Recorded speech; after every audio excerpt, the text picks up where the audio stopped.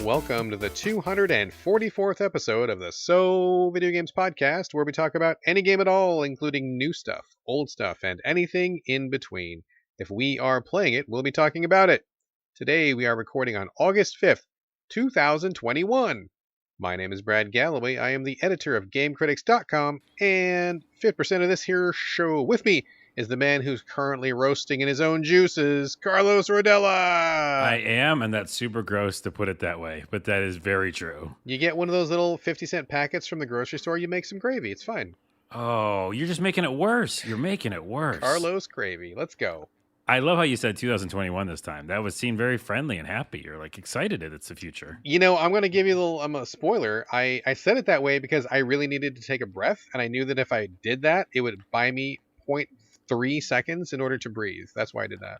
The magic of radio. I know. A peek behind the curtain, folks. By the way, we could talk about that someday, but there is so much stuff that goes on, and I'm sure people listening who do podcasts know this. But behind the scenes, not only with notes and getting shows ready, even though we always talk about doing no homework, we do some.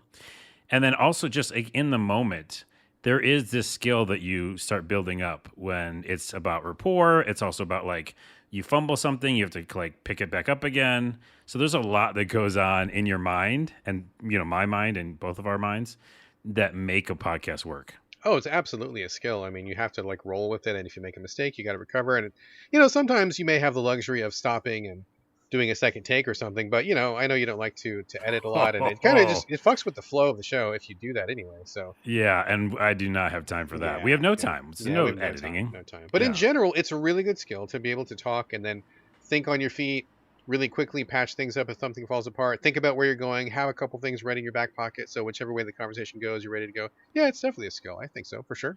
Yeah, and I feel like I started it with like a lot of the different shows I did. I actually had someone reach out on Twitter, Funkchild75, shout out. He's been following me since like GameSpot days. You know, when I was doing like E3 stuff. Wow. And that is that kind of skill that I learned back then, which was, hey, we have to go do this interview, and okay, now that one's canceled. We have to go talk to this person, and here's the notes. Quickly understand what this game is. Talk to the developer. You know, that kind of quick thinking. Yeah. And that just stuck with me. I think I learned that back in 2010 or 11, and it's just the same skill. Yeah, and in my other life as an interpreter, like you have to like you can't stop things. If you're in the middle of doing a thing, if you're doing a TV interview or you're doing a live appointment with somebody, you can't just be like, hold up, I messed that up, let's start over. Like you never want to do that. That's like you get fired if you do shit like that. So you got to be able to roll with the punches and just keep it going. Or if you have like some demonic issues going on and you're an interpreter, which we'll get to later, you also have to roll with the punches. Oh, I see what you did there. Man, I'm excited to talk about that because I was totally geeking out. But let's not spoil that yet. That is coming up. All right, folks, here we are. It's a new show. It feels like it's been a while because it may not seem different to you, the listening audience, but for Carlos and I, here's another peek behind the curtain. You know, we recorded our last episode really soon after the one that came before that because I was going on a trip. I'm back now. So for me, it feels like, I don't know what, like a week and a half or 2 weeks or something like that. Yeah. But to you guys, you don't notice anything because we recorded that ahead of time and released it when we were supposed to. But now it feels like I haven't talked to Carlos in a while. So that's kind of weird. I know. I was like, my homework, not homework or homecoming, which was both the words I was going to say. Did you get a nice dress? Did you get your hair done? Because I love homecoming. Okay, so my homecoming, homework, housekeeping is super huge list. So it's like I have to get the dress. I have to do my homework. Don't forget the corsage. And I do my calculus homework. Non-alcoholic champagne. Yes, and I have a ton of housekeeping. So because it's been so long, I don't know how I'm going to do this. We're going to do it as everybody's expecting. You know, before we start the show, we're going to just like kick it in our house. We share this living space divided down the middle by a strip of duct tape.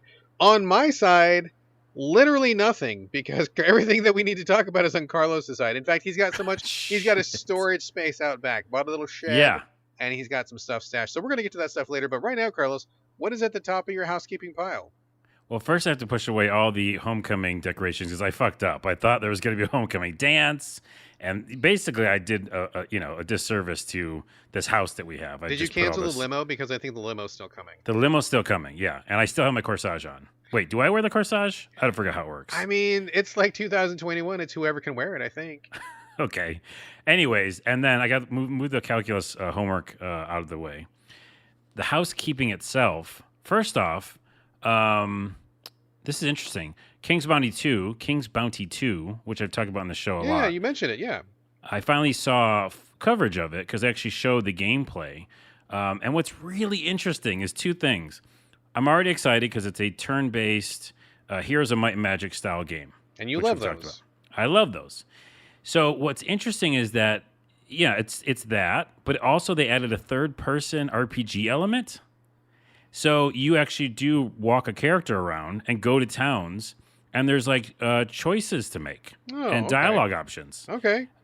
Yeah, and then also what's weird is I'm pretty sure the voice of the character is Geralt from Witcher. I did hear that. Yes, I did hear that. And that guy, I'm pretty sure his name is Doug Cockle. I mean, dude's got to eat, right? Like, he's done amazing work in Witcher. That's great.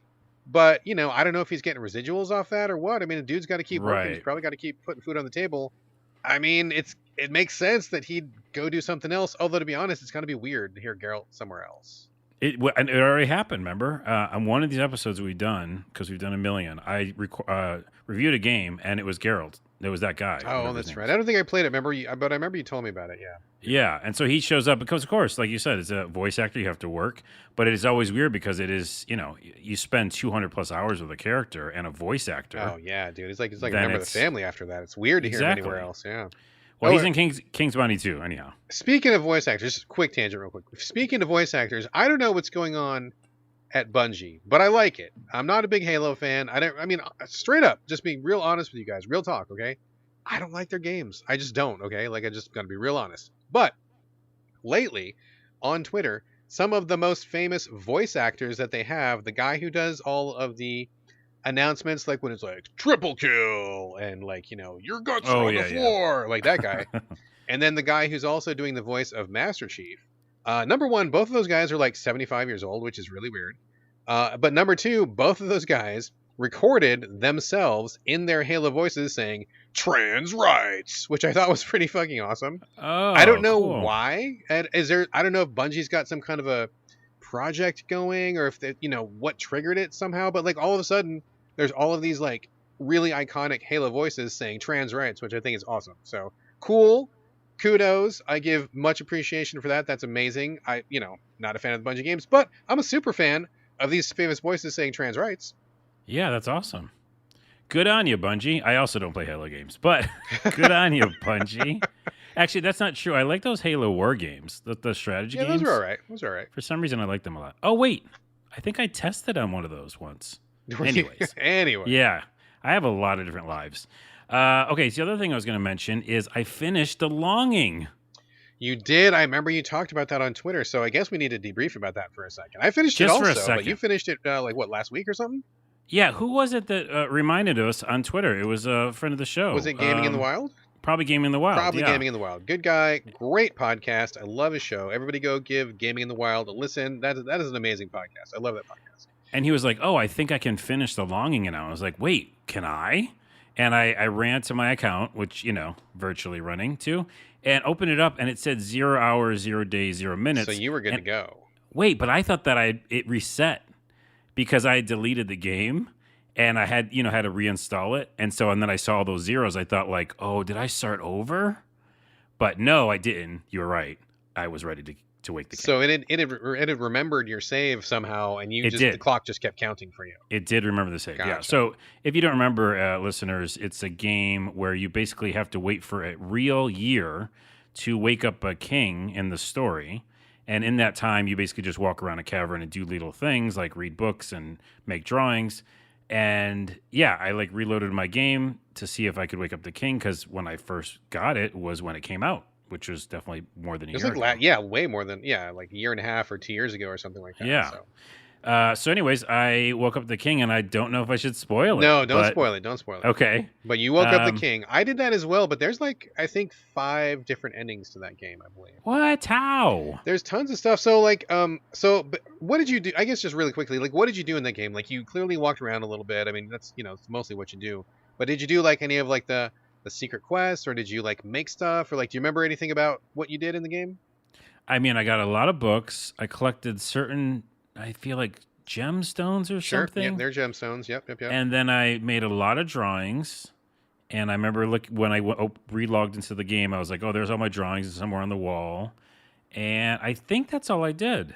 There's a lot to do. It's a weird game because at first it seems like you're going like, oh my god, more than a year. It's going to take forever. But, without spoiling anything, there are certain things you can do to make the clock go faster. So you can actually finish that game way sooner than you first think you can. It seems like you're going to be in for like a year, but actually, I think you can finish it like in 2 months if you play your cards right. Oh. I did literally everything there was to do in that game. I did as much as I could do. I explored as far as I could go. I figured out a bunch of the puzzles on my own, and the things that I couldn't figure out, I went to an FAQ and found out the things that I couldn't figure out. I did literally everything. Wow. And even after doing everything on the clock, I still had like almost like 3/4 of a year left. So I think that game is weird because I wish there was more to do. Like I wish there was more to look forward to. I just knocked it out, boom, boom, boom, got it done real quick. I wish there was more. But I did everything, and then I did the same ending as you did. I woke up the king because I felt like that was the most appropriate ending, and then yeah, it's done. I don't know how I feel about it without spoiling it. I feel like I can say that it was anticlimactic because it's a year. Yes. And so if you do something for a year and it maybe doesn't continue, like it would be interesting if it continued after that or did something. I don't know. But I didn't feel like it was worth that time investment. And maybe it was just because the game isn't about the destination. It's about the journey. But the journey was super slow. So I still don't I mean, I'm with you, dude. I did the same thing you did. I felt like it was super anticlimactic. And I think the thing that was most anticlimactic about it was really short, and it felt like I mean, not to be disrespectful or anything, but I felt like the developer really didn't put much effort into it. Like there could have been a really cool cutscene. There could have been, like just more to it, like something to make it feel like it was worth it, right? Like you're saying, like a year, right? I got that ending. And then I went to YouTube to see the other endings because that game kind of like auto saves. And if you want to see the other endings, you have to like actually like replay the entire game, which I'm totally not going to do. So I saw all the other endings. One of the endings was actually pretty good, but it's one of the most counterintuitive things. I never would have figured it out on my own. It didn't make any sense to me. So I never would have saw that realistically. And the rest of the endings were kind of nothing burgers. So like you said, it's kind of about the journey, not the destination. Okay. Two more things. Actually, I'm like cleaning out as you're talking and pushing things to the side, saying like, next week we'll look at those next week in this housekeeping. Do it. But two more things then. One is Adam Sessler, a friend of the show. I'll just say, I don't know, great guy. G4 X Play, by the way, is back. If you want to watch it, it's all on YouTube. They're doing they're going to relaunch X Play and Attack of the Show, but right now they're doing tons of YouTube videos. And Sessler's like making so many videos, it's crazy. He did one about Get Good, which I have lots of things to say about, usually align perfectly with whatever he's going to say about. I think it's bullshit and whatever. So just the whole concept of like, have skills, like the whole Dark Souls Get Good kind of a thing, yes. Like, be a good player or get fucked, basically. Yeah, be like really, really good at really, really difficult games. GITGUD. Gotcha. Okay, gotcha. So that whole concept was interesting because he did a video on it based on what Microsoft tweeted recently. And Microsoft, by the way, or Xbox, right? Yeah, Xbox. Said, if you beat the game on easy mode, you still beat the game. Truth. That's like a stance, though, like from a console. It like should be a stance, right? It seems like it should be like a totally no big deal, but assholes make it a big deal. Right. And so then to double down, play on words, Double Fine tweeted out that if you beat Psychonauts 2 with invincibility on, you still beat the game. Yes. And I think that's freaking awesome. Good on Adam Sessler for doing that video about it to remind me because I didn't see those tweets. And also good on Microsoft and also good on Double Fine. It's weird because like if you watch a movie, no one says, well, you have to be underwater breathing through a snorkel or else you didn't really watch that movie. Right. Or if you're reading a book, it's like you got to be hanging upside down from a trapeze and doing flips and landing on a trampoline. Otherwise, you didn't read that book. Like no one fucking says that, right? But that's what we say about games. Well, not me, not you, but other people who are largely dicks who are like, if you don't do it in the hardest difficulty, you're not really finished. Like, fuck off, dude. Like it's a game. I cannot say in words in the human language how strongly I disagree with the concept of Get Good. So those guys can get fucked. Oh, nice. Wait, can we make that a title or is that? I might put an asterisk in it, maybe. Yeah. Wait, that would without context, it would make no sense. Yeah, it'd be kind of weird. Episode whatever. Get fucked? No. That's maybe not listen to that episode. Okay. then we would get canceled because we haven't done anything to get canceled yet, but that might do it. Lastly, I just thought I'd mention this because I had mentioned this on the podcast, and I apologize if I'm talking fast. It's because I haven't talked to Brad in a while. But I mentioned how I was kind of over Nintendo. I don't think I articulated it well. I mean, I know I didn't. It was a mess. At some point, you just had to be like, Carlos, stop talking. But what I was trying to say, I think I got across, and what I was trying to get across was that Nintendo has great stuff on their Switch. You and I both love the indie games, but those aren't first-party offerings, right? Correct. And the first-party offerings are more like Mario and Zelda and the tried and true things. Sure. So I watched the H3 podcast. I like it. And Ian on the H3 podcast recently brought up... Wait, what podcast are you saying? What is it? The H3? H3, like letter H3? You don't know H3 podcast? No, dude. What?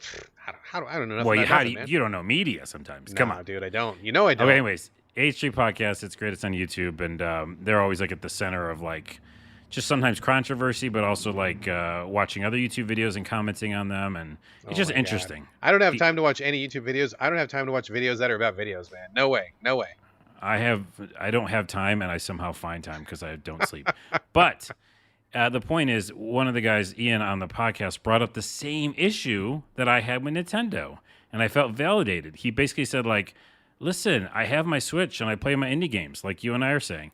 But he goes, but I want something for adults. And he goes, it is a hot take, and he felt bad saying it, just like I feel bad, or felt bad saying it.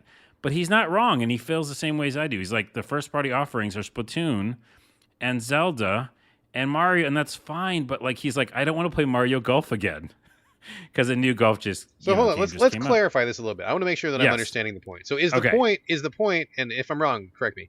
Is the point that you and this other guy feel that you want a first-party title from Nintendo, but you want it to be in a different space? Like you don't want it to be the warm pastel Mario stuff. You want it to be some other kind of game that is more appealing to, you know, whatever sensibility you want, sci-fi or fantasy or whatever, but you want it from Nintendo. Is that what I'm hearing? Yeah, and also because it's almost like I think he said this too. Like it's almost like a service to the people who, you know, grew up with Nintendo. Like I was there since the very beginning, and a lot of us were, and so like it's like, well, they didn't grow up in their delivery of titles in that way, and I know there's exceptions like Bayonetta, etc. Right? Or that's not even first party. No, that's third party too. Yep. So, yeah, it's just like, I don't know. It'd be interesting to have them come out with something that was more...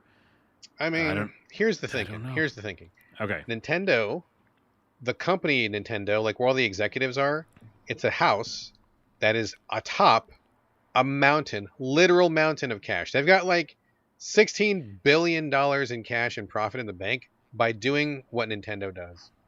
And they're not going to change that because that money keeps flowing in like gangbusters, dude. So, like... There's the Xbox, there's the PS5. They're not going to compete. Why should they? Nintendo does Nintendo, and they fucking rich. So rich. They don't need to do anything like that. I know that's the argument, but here's what I'm saying. And this wasn't even brought up. They literally just like lightly touched on it on this show. But was it a caress? A very light touch? It was a light caress. I'm just bringing it up because I felt validated because someone else had the same, at least tried to say the same kind of feelings that I'm having. But I will say this to your comment. Sure. Money runs out. No one has money forever. Obviously, Google and Facebook and Jeff Bezos. Jeff Bezos would like to disagree. Right. They're probably good. But again, those are humans. And they still run companies, and those companies can get fucked. You know what I mean? Like that just happens. Right. Ford, you know, or like whatever. Like any car company that was at the top of their game, not the top of the game. So Chrysler, whatever. Right. And then also Sony and same types of things, you know, with their electronics brand, they were like whatever. So I can't think you can't use that full argument. And secondly, young people right now, like young people are taking over, right? Young people, not to sound like an old person, but that is the future. And they don't give a lot of them don't give a fuck about young stuff. Like obviously they're playing the older, I don't want to even say young and older, but just a different type of a style of game. And they're the ones who are spending all that mountains of cash. Like either they're spending their parents or they're spending their own. And so I'm just saying, like, that can't last forever. If you think that, like, just little kid type pastel games last forever in this environment, I don't think that can be real. Here's my counter to your counter, right? Okay. people are having kids. There's always going to be a new generation of kids until like we hit the point at which the human species goes extinct. Up until that Right. point, So next year. there's, dude, yeah, maybe, Okay. maybe. Okay. So there's always going to be kids, right? And so people who are our age, who have kids, always want to have something that's safe and that's approachable, that's appropriate for kids. So that's what Nintendo does. And also, I mean, when they finally do hit a point at which maybe that strategy isn't valid anymore, which honestly I think it's a great strategy that probably is kind of evergreen. But if anything happens where people stop having kids or these kids safe titles are not appealing to the newest generation of kids, at that point they will pivot, right? Like whenever they need to pivot, they'll pivot. But man, they are just in the groove and what they're doing is working. And if it ain't broke, don't fix it. So they don't need to fix it because like the money just keeps coming in. But I have no doubt if something happens, if they feel the need to pivot, they will. But I just don't see that they feel the need right now. All right. Well, again, at the end of the day, me and Ian and other people that I'm sure listening do still feel like, well, Nintendo isn't for me then right now. And that's fine. But it does feel shitty because, again, I grew up with Nintendo and it'd be nice to like still be excited about a new Nintendo first party, but I'm not like excited about any of them. You know what this makes me think of? This is kind of weird. It makes me think of like when I was a kid, I loved Sesame Street. Did you ever watch Sesame Street? Yeah. Okay. I love Sesame Street. Big Bird, Cookie Monster, the Count, Oscar, the Grouch, like all that. Love Sesame Street, right? Those guys were my homies. Like watch that shit every morning before school, whatever.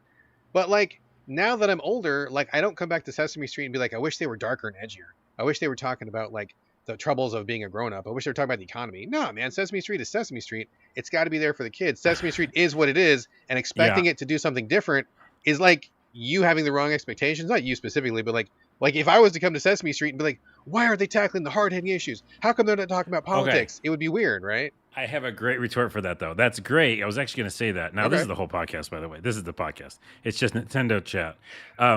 So I can't lose my thought here. So first off, I was going to say, like, if I was an old guy, like even older than I am now, I wouldn't play Mario games. Like, that's just because of my age, right? I'd be like, well, I don't want to play the cutesy game. So that checks out with what you're saying, right? I mean, that's a whole different... Okay, put a pin in that. We're going to come back. Okay, well, okay. Put a pin in that. But you just said about Sesame Street, you don't want it to get older because it doesn't make any sense, right? But my point is, how do you not, like, when we were first playing Nintendo... This is my real point. When we were first playing Nintendo, and I was, a young person, right? And it was, like, more colorful, I guess. Mario Brothers wasn't really, Super Mario Brothers was kind of colorful, but it wasn't, like, over the top. I just feel like that time, that era, wasn't trying to be, like, soft edges and, like, the Sesame Street thing you're talking about and, Yoshi's Island with cartoony graphics.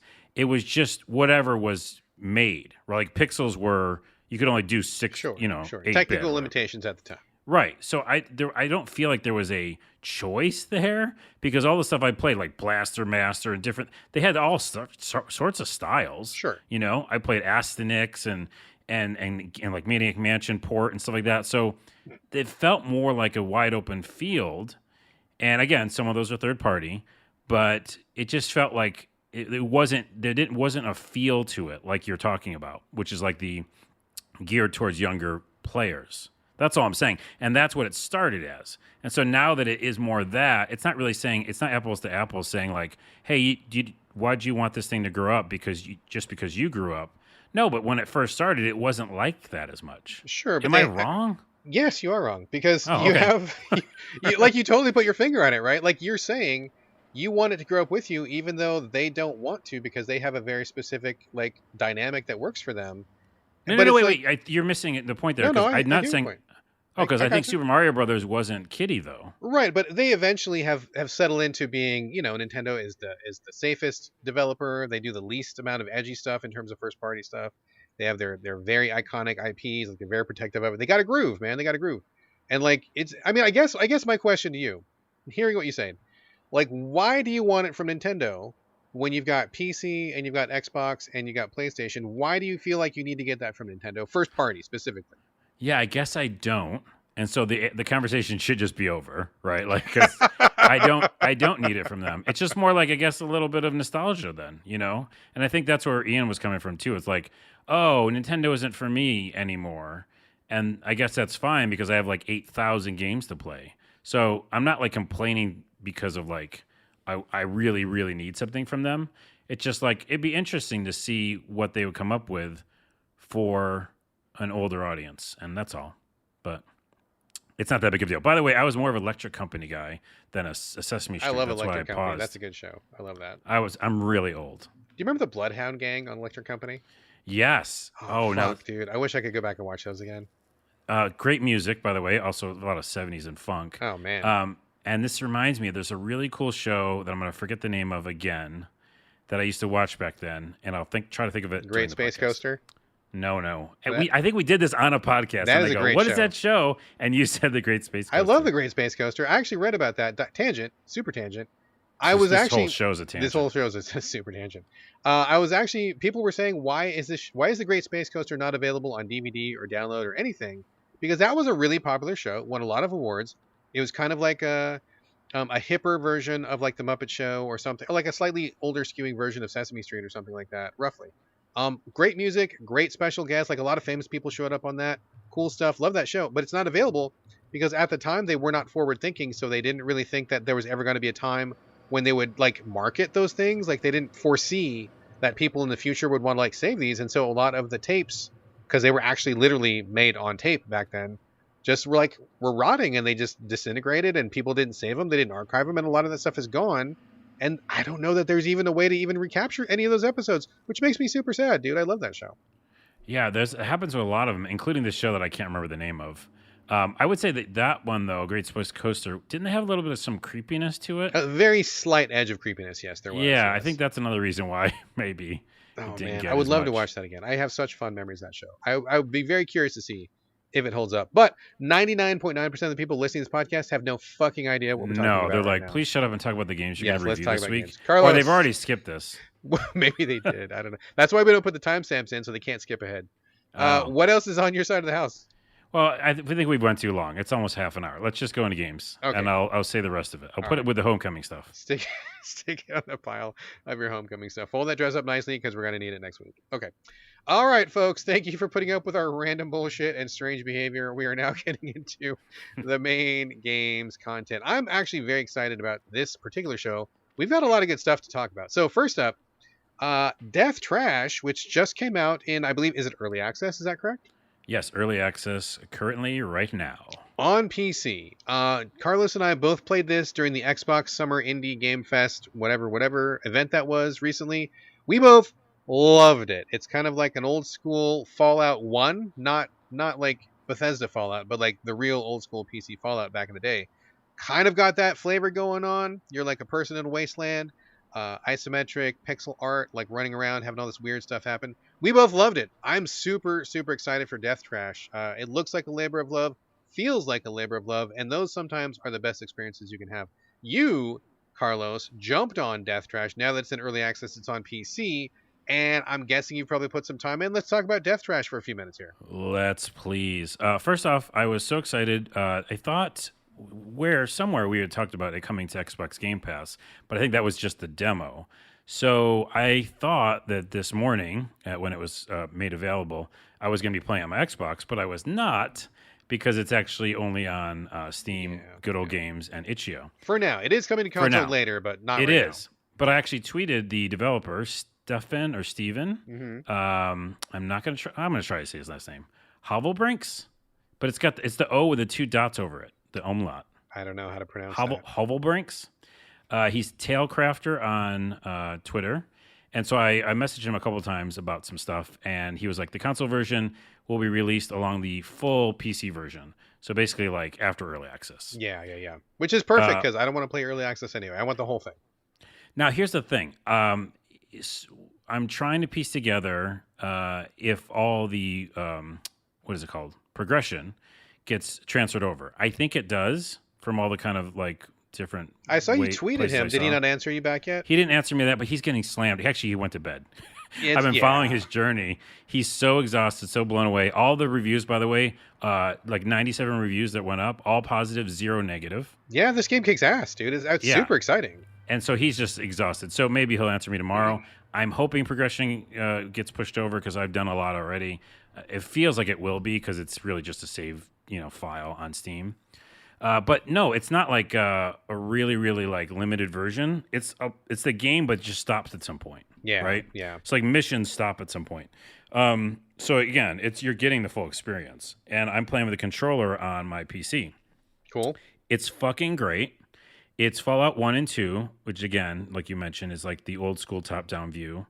It's also very Fallout because there are the huge map, and on the map, when you leave little hubs or towns or locations, you basically have that fog of war all around. Yeah. Right. So you can't see locations on the map until you travel there, and then you can't even see like destinations till you travel there. So in the beginning, I forgot that there was going to be that style. So you actually have to just pinpoint an area on the map and travel there. A lot of then exploration, see. it sounds like. Yeah. And then also, just like Fallout, there's like random encounters. Sometimes you don't want those. And in this one, you can't flee, so you better be careful. There's definitely like trouble there. And you do die, but there's such a like great save system. Not only does it auto save, but you can quick save. You're fine. Just save a lot, you'll be fine. But you do run into situations where you're like, okay, now I'm just fucked. Because you level slowly. It feels old school in that way. Like it feels old school Fallout. Yeah. You can't just like go min max and just destroy. And they even like it gates some of the skills. So as you're upgrading, you can't just put everything in strength, which is interesting. I don't know what that's for. Maybe it is to, again, make it feel more realistic or something. But I'm not like totally upset by any of the choices when it comes to the progression. But in general, it's just the feel of it. The music is so fucking good. Like, I literally couldn't stop playing it because I was in a huge map area, just exploring, killing some people, but then also just talking to a bunch of NPCs. And the music was like, I don't know, Blade Runner or something, just really beautiful soundscape that it just felt like a meditative experience. I've played almost 3 hours, and it, just today, it just got released. Yeah. And it's perfect. It's like perfect. It's a little gory, but it's like tongue-in-cheek gory. None of it's, it's all very pixelated graphics, so it's not super realistic. What else? I had some other notes. It's just, obviously, it's super fun because you played the demo and found it that way as well. Yeah. The music's great. I like the Fallout style. Interesting thing is, like, every once in a while, if you see monsters that you've, are going to encounter, if there's NPCs near you, they'll fight with you. And I don't remember that happening much. Is there friendly fire? Like, if you accidentally hit somebody, will they turn hostile? No. It's more like they'll just help you out. Oh, okay. That's good. Like some monster was chasing me, and some guy was there who I just talked to. Like, he'd had a dialogue tree, Yeah. And I ran by him, and I was like, oh, dude, you got to help me. I have, like, no health left. I didn't say that, but, virtually. In your head, you were thinking it. In my head, I was thinking that. And then I rolled near him, and he started shooting the monster with me, and I was like, nice. And so we killed the monster, but he died. Oh, yeah. So I took all of his stuff, but thanked him. Is he permadead? He was like dead. Oh, shit. That's but rough. He helped me in many ways. He gave me a bunch of, stuff that I took off his body. I mean, isn't being a meat shield the greatest gift someone can give? If you're an NPC, I guess. One of the things. So that was cool. There's a lot of really interesting things with the stamina works great. The melee works great. You played the shooting. Yep. The aiming with the right analog stick feels great. The interesting story in general, without spoiling too much, is that you're on this planet. There's a lot of meat around, which is really weird and gross. But it's not just for like being gross. There's actually a story about why all this meat is everywhere. And there's robot overlords, and they basically, you as humans are like not the dominant force. And that's a really interesting place to start an RPG. So super excited about this game. I can't stop playing it. Literally will play again till tonight until I hit a wall. But it just seems like even if I stop like with the quests, in early access, there's just enough to run around the map and like level up and fight monsters and find bandits that you could play this for a while. I am really excited, man. I don't want to play this now because I already really like what I see, and I want the whole thing, and I don't want to stop because I'm going to get halfway through, and then I'm going to feel real frustrated because it's going to be awesome, and I'm going to want to play more, and then I'm going to have to wait, like, I don't know how long for the guy who's clearly hardworking and probably really busy and exhausted to finish making the game. So I'm going to wait. But, I mean, my takeaway from the demo of this game I mean, and I think I said this before, but like I saw this game like 1 or 2 years ago, whenever it was, and just from like 1 or 2 screenshots, I'm like, I need to pay attention to this. Something about this game is talking to me, and I'm glad that that panned out. And after the demo, this game seems to me like I said, a labor of love with people or this guy or whoever, however many people on the team, creating a game that they actually give a shit about and like really are investing themselves in and really taking the time to craft something amazing. And it shows, like every bit of it feels awesome. It looks awesome. It's funny. It's clever. It looks great. Like everything about it to me is just like green light all the way through. I'm very, very excited for this one. And two things to that point about the labor of love. Obviously, years on something. Like 6 years or something like that. He's been working on it. And by the way, I don't. Oh, so okay. So to that point, it really feels like if Fallout came out in a parallel reality. Yeah. Like it's a different take on it. It doesn't feel exactly like Fallout, and the character isn't as small. Which I actually like. Character's bigger on screen. Agreed. Yeah. So it's almost like, but yeah, it's like in that same vein. It's not copying it at all because it's a totally unique experience, and the story is really unique in the fact that, like, yes, there's robot overlords, but they do things weird and they make weird choices. Like they're like, we're not going to kill you, but you just can't live here. You know, and that's like an interesting story bit. And then you meet NPCs in the world, and they're like, they forgot what it feels like to be human and like to have settlements, and so they're kind of like estranged to humanity, and that's an interesting take. So I think they're doing a lot of really good things that way. And then secondly, I don't know. I wouldn't discourage people from playing early access. I know you have your own thoughts on it. Sure, that's me personally. But I mean, if you like the sound of this, like, give this guy some bucks and jump in and grab it. Well, the bucks would help, obviously, because he needs the bucks to, keep going, working on it. But secondly, like I said, I can't stress this enough. I'm pretty sure, like 98% sure, with I've talked to him and talked to other people, that it's the same beginning of the game. So, like, you will start the game in almost the same way. Mm-hmm. There might be some bells and whistles, here and there, but I think that you will still have a really great experience that could last a long time. And that I don't know if he's as far. I don't think he's years away from finishing it. From what the updates, it looks like. I don't think it's years. So, anyways, I'm just trying to tell people to pick it up because I think you could have a great time with it for even like 10 hours or maybe even more. Yeah. Even in early access. Yeah, even if you just consider it to be a demo, just kick in, play it, see what it's all about, wish list it if that helps the guy, buy it even. Because, I love it so far. I am so psyched. And if I wasn't as allergic to early access as I am, and I'm super allergic to it. You are allergic. I would jump on it like in a heartbeat, but I just don't roll that way. But man, when this comes out in any platform whatsoever, I'm fucking all about it, dude. There's so many interesting things I want to talk to you about, but I can't because it's spoilery. But there's some really, really cool NPC stuff that happens even early on. So, anyways, highly recommend. Everybody go get Death Trash if you can, if you like early access and not allergic to early access. There we go. Okay, quick tangent. Is the show that you were thinking about earlier, was it 3-2-1 Contact? No, this happens every time. I bring this up in my own head, and then I can't remember it. And I think I save it in a bookmark somewhere, but I don't know where the bookmark is. It's not that. I did watch that. That was a good show, too. Make me. I did. I'll look it up. You got to look it up. You got to tell me because now I want to know. Oh my goodness, it's so good too. Shit. Okay, moving on. It's in a bookmark. Do some research. Find the bookmark. Okay. I'm going to talk for a minute here. I just want to do a really quick circle back to Death's Door. I talked about it last episode, and I was really high up on it. This is the isometric action game. People want to call it a Souls-like, but I feel like it's not really a Souls-like. I feel like it's just an action game. I think we're kind of using Souls too often, too frequently, and too generally. Yes, please. It's not a Souls game. It's just an action game where you play a raven, or maybe a crow, probably a raven, who has a sword and a couple weapons, and you are like a reaper. You collect souls, and you're in this kind of like Zelda-inspired isometric world where you're, exploring the world, doing some environmental puzzles, you're fighting some bosses.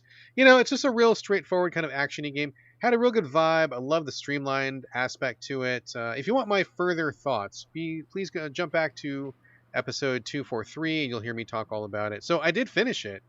Snap. Yep, finished it. I think like the day after we got done recording, I think I finished it. And I still like it, but I got to be honest, I cooled off on it at the end for a couple of reasons, and I'll tell you why.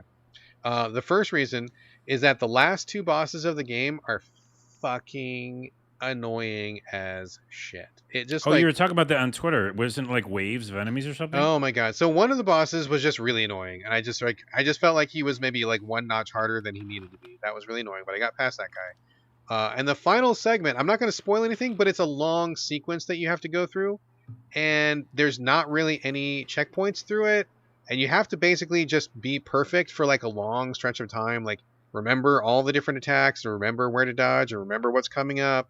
I mean, I got through it, but I got to say, I fucking hated every minute of it, and I started really getting angry because it was just really painful and not fun and tedious and annoying. And that's why.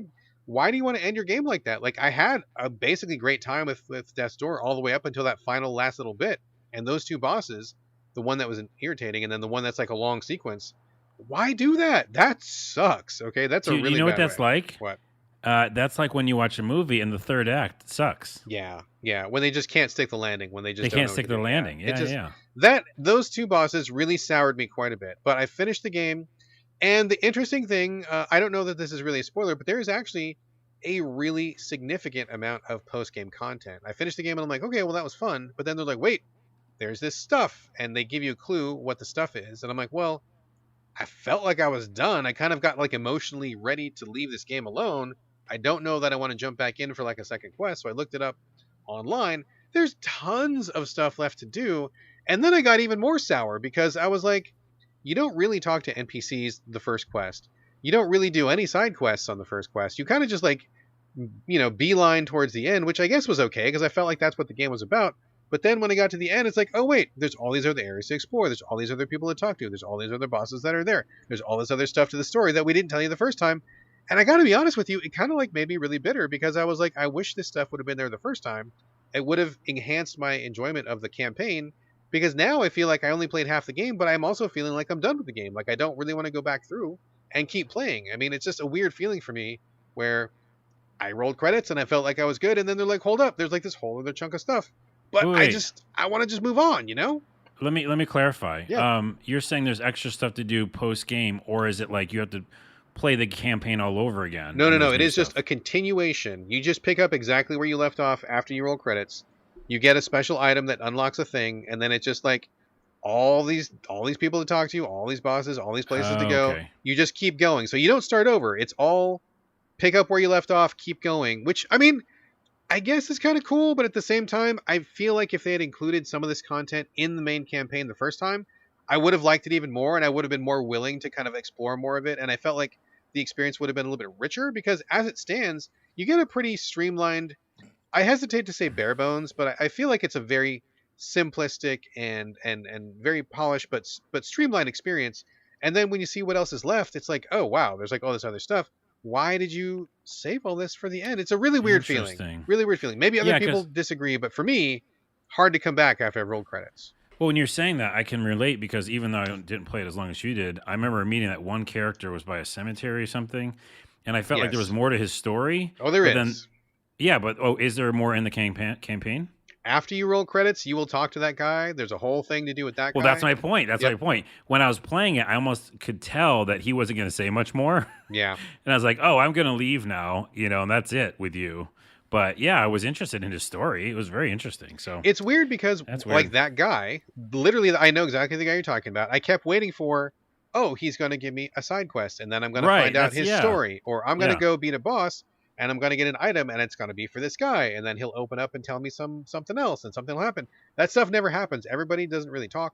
They kind of just let's just rush you through the campaign, and then once you finish, oh, do you want to hear the backstories of all these people? Oh, do you want to spend time with these NPCs? Oh, do you want to do it? Like, it's weird. And I got to weird. say, it left kind of a bitter taste in my mouth, and I ended up being a lot cooler on the game than I was at the beginning. And I don't know if that's right or not, but that's just how I feel. So I enjoyed it, but in hindsight, I think I enjoyed it less knowing that I was missing a bunch of stuff. Interesting. So anyway, that's Death's Door. I mean, I still recommend it. I mean, I think it's worth playing. I think it's good, but I guess just know that. Like, just be mentally ready to do a second quest and be ready for those fucking irritating bosses. Yeah. So there you go. Death's Door. I don't know. I feel mixed. Death's Door, the review, I don't know. I don't know what. I don't even know what. So anyway, Death's Door, that's it. Okay, Carlos, I'm very excited to talk about our next game. Nightbook, coming to us by publisher Wales Interactive, the people who are single-handedly reviving the FMV genre, and Yep. God bless them for it. Nightbook just came out recently. It is, like I just said, an FMV title coming from the same people who made, I want to say, no, not the The complex, Complex. not the The complex. No, Complex. the other Yeah. one. The other one. Was it the No, complex? they made the Complex. Okay. I looked it up. Yeah. What was the other one? What was the But very they made a first one? couple. Wales Interactive. Let me look at it now because we don't do the homework. We never do our homework. Developer and publisher. That's them. And their Nightbook. Oh, I Saw Black Clouds, which we did not like. Did not enjoy I Saw Black Oh my Clouds. gosh, they made a game called Death Trap Dungeon. I mean, It's coming up. based It's coming on up. Death Trap Dungeon. Oh, Yep. weird. I played that during the Xbox indie showcase thing. They had a demo of that. They're really going to town on this stuff. Yeah. So okay. So anyway, they made another game that we really like. So if it's a complex, I believe you. I love the complex. It is. I like Yeah. the complex. So that was like got me really hyped because I thought the complex was great. This is Nightbook. It is an FMV video game about you play the role of what is her name? Melissa? That's not right. Whatever her name I is. don't It's a lady. remember. It's a lady. She's pregnant and she's an interpreter, which I thought was so cool because I am also an interpreter. So that was great. She is at home with her dad. Her dad's got some issues, and her husband is off doing hotel development in some tropical island somewhere. And then shit goes weird. I don't know how much we want to spoil about this. I mean, we probably don't want to spoil too much, but of course it's a horror game, so scary things happen. And you play through in regular FMV style, where they'll, play some scenes. You'll get a choice of like A or B. You make your choice, and then the story branches off, and you kind of play through it. So that's the basic premise. Carlos, I'm going to turn it over to you. I know you like these just the way that I like these. What did you think of Nightbook? Well, before I get started, I'm going to do a little mini prologue. Okay. And say I was recently on Twitter talking about my time with the game. Okay. And I was tweeting Fallon Bowman, who used to be in this band called Kitty, one of my favorite like metal bands. Mm-hmm. And now she's doing a project called Amphibious Assault. Shout out to Fallon Bowman. Everybody go check out her new, it's like electronic rock music. It's fucking awesome. Cool. Anyway, so I was talking to her about the ending on Twitter, or the ending that I got. And we were like, lamenting over making bad choices in these games because she said it's on brand for her to have like a bad ending. And I feel like that's what happened with me because even with the complex, I feel like I did something where I made all the choices that I would make as a person. I told the truth, things that I would do and want my character to do. Right. But then I always felt like I got screwed somehow. Like I should have made a choice that went against my own feelings.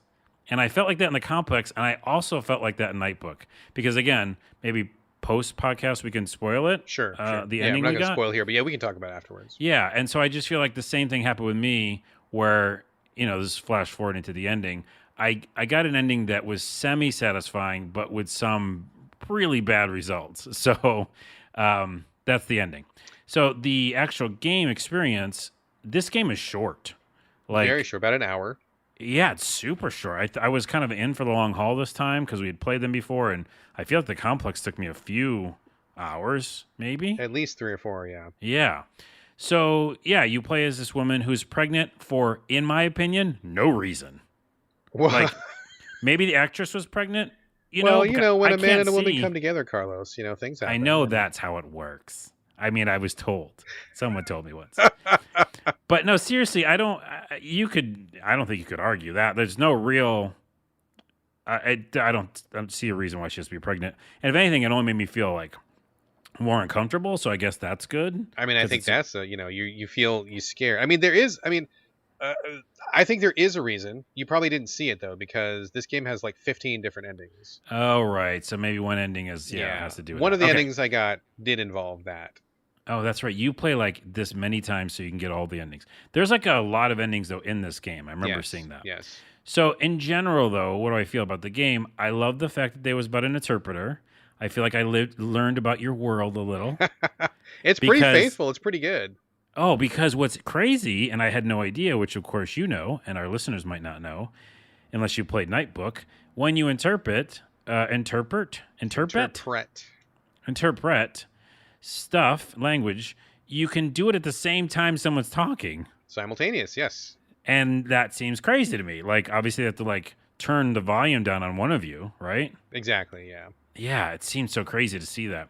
But then secondly, which I think is a pro tip for people playing this game, you don't always interpret stuff exactly as it should be interpreted. Yes. You sometimes, what's it called? Translate, which is actually, in my mind, when I saw the two choices, I was like, that's the same thing.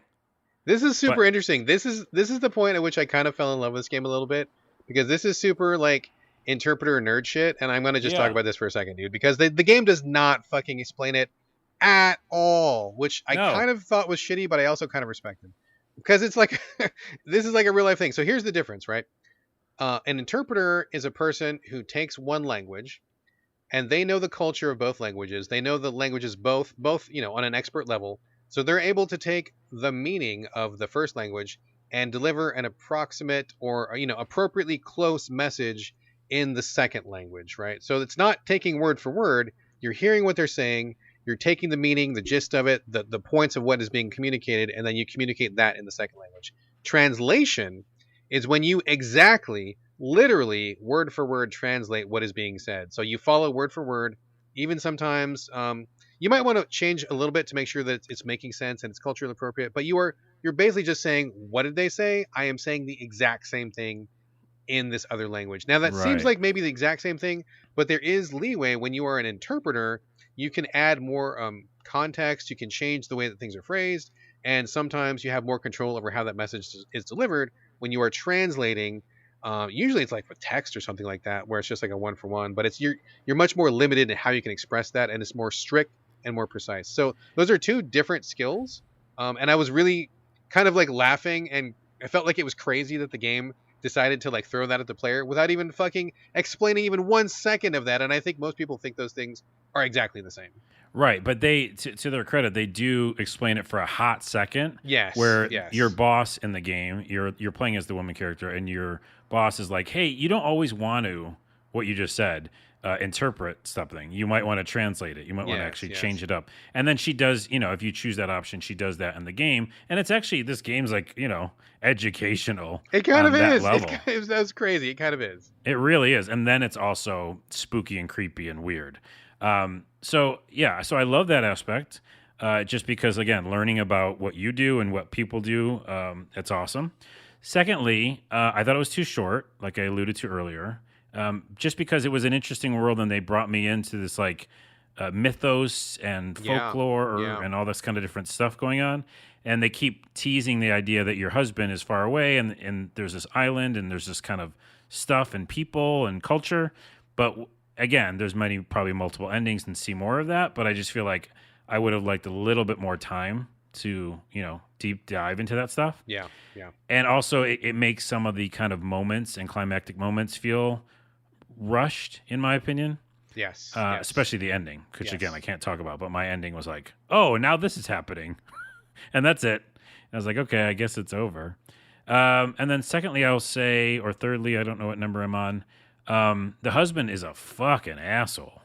Like I don't think they did a good job of casting, in my opinion, because he's not likable at all. And I don't know if you're supposed to they give you a lot of choices, and this is not spoiling anything, but they give you a lot of choices with him because he's your husband.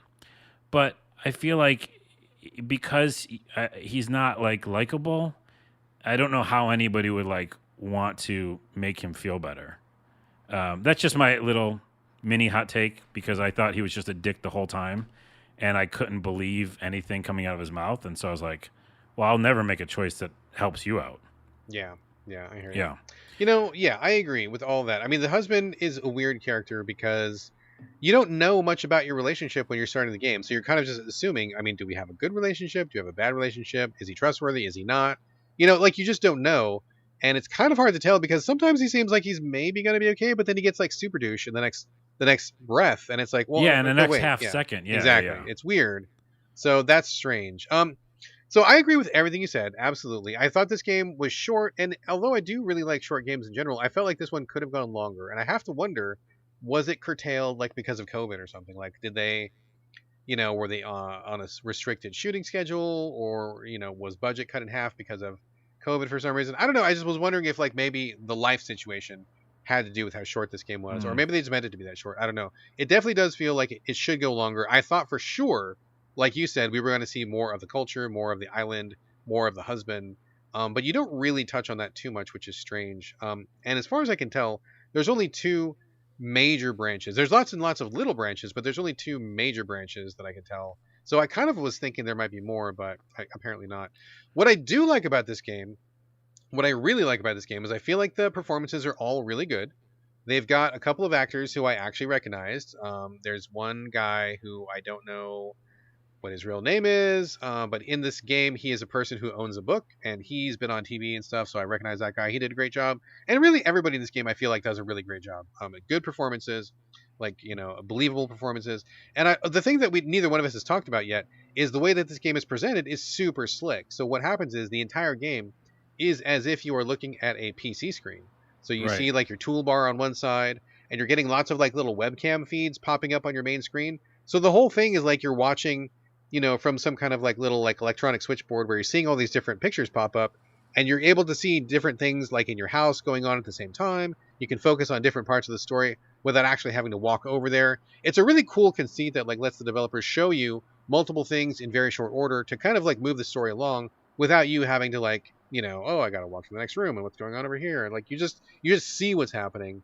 And I thought it was just really slick, really well done, really clean. I thought the production values were really good, sound was good, the video was good, and a lot of the little special effects they did I thought were really good. So overall, I was really pleased with like how it looked and like how it played. Very like attractive kind of a title. So I thought from that perspective it was pretty good. I mean, you agree? Yeah, and by the way, that was a complaint in another game that was a FMV game, but it's a positive in this game. What was that game that I talked about where I got it and you were like, no, you shouldn't buy it. You are not going to like it. And then I goes, oh, I don't like it. And it was about a woman who comes home and she's like looking at her computer screen and she could see her reflection in the computer screen. And it's a full motion video game. Was it I Saw Black Clouds? It wasn't that one? No, no. No, what was it? Remember, it was by I don't know. I'm not going to remember, We're but not gonna remember. it was that same. It was that same kind of thing where the character's looking at the computer screen, and that's what she's doing in this one. But this one, like to your point, is done well. Like it's done very well. Yeah, it's really Um, good. I love the way they did it. because they even bring in like Skype windows, and it just feels believable. Like so, that's almost like my two hot takes or takeaways is that I like the interpreter thing and I like the presentation. Like I think that's Yeah. like my favorite part of the whole thing. And like you said, I also think all the acting is well done. One of the girls is from woman's from Complex. Yes, I love seeing her come Yeah, back. Yeah, that and was cool. she has that kind of funniness to her, like a comedic element almost. I dig her. So I dig it. Again, weirdly, normally I like these to be short, but this one felt like story wise it didn't line up. Little It should too have been short, longer. And I didn't like my ending, but again, I'm not really good with going back and playing them often because they want you to. Yeah, I see. Though, so But that's kind of my complaint. Like literally what you just said, because I don't like to replay games really either. But this was so short. I mean, I think I finished my first run. I want to say it was like 50 minutes or something like that, right? I'm like, okay, even for me, that's pretty short, right? And as you get to the end of the game, once you finish, it's like you've got ending 1 out of 15. So they tell you right off the bat, and then they show you these yeah, pictures of like how you did, and you did like this thing 3 out of 5, and this other thing 2 out of 5, and this thing 5 out of 5. So it tells you there's more to find. And I think overall there's like, I don't know, 486 scenes or something, and it's like, oh, you've seen 22 out of 400 scenes. So like there's clearly more to see, right? So I'm like, okay, cool. The ending I got, kind of like you, it was, I guess, you kind of a good ending, but also some bad stuff happened, so I wasn't super satisfied. I always want to get the best ending because I'm a gamer and that's what we do, God damn it. So I went back to replay, and I did all different choices, right? I did everything. I did the opposite of what I did the last time, just to see what would happen. Um, and it didn't branch off too much. There was one major branch, which was cool, and I enjoyed seeing that stuff. But as for the rest of it, it didn't really change that much. So it feels like overall, once I've been through it a couple times, the scope of it was maybe not as large as I mm, was thinking. And when I got to the ending, it was more or less the same ending that I got the first time, despite the fact that I made a bunch of different choices. So I was like, okay, cool. I still like this game. Had a lot of fun the first time, maybe slightly less fun the second time, but I'm not going to go play through it like 13 more times to see the right. endings. And I don't exactly know like where I should make a different choice to see something different. So I finished it twice and I'm like, okay, good.